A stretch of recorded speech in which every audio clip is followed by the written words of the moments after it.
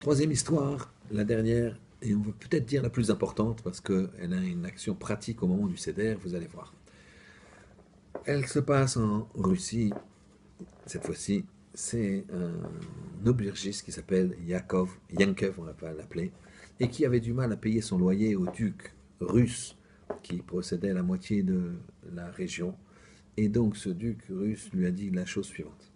Voilà, si tu ne me payes pas les loyers de retard dans, les, dans le mois qui suit, je te fais mettre dans un trou. À l'époque, ils creusaient des trous dans la terre qui étaient forcément humides et glaciales, et je te mets, toi et tous tes enfants et toute ta femme et toute ta famille à l'intérieur jusqu'à ce que tu trouves la solution où les gens de ta communauté viennent payer tes dettes. Et cette année, c'était une année tellement difficile avec un hiver tellement dur que Yankav n'a pas pu faire gagner suffisamment d'argent avec son auberge.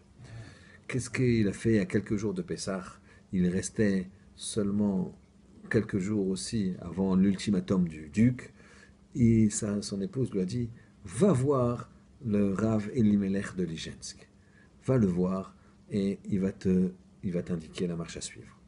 Il va voir le Rav Elimelech de Ligensk et celui-ci lui dit, écoute, je vais te dire, quand vient le soir du Seder, il faut avoir la Emouna.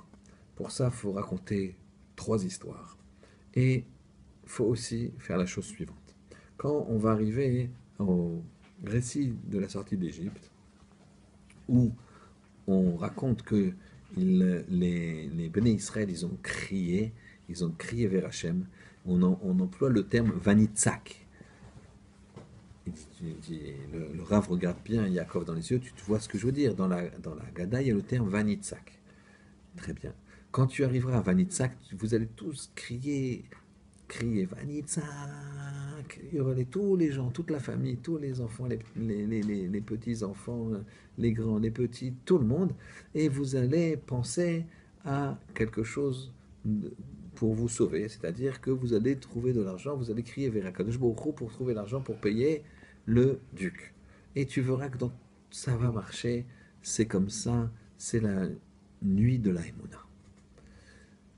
Yankavé fait demi-tour, il dit à sa femme, ne t'inquiète pas, on va avec le peu d'argent qui nous reste acheter un petit peu de matzot, un petit peu de vin, il n'y a pas grand-chose, et on va faire ce que a dit le Rébé.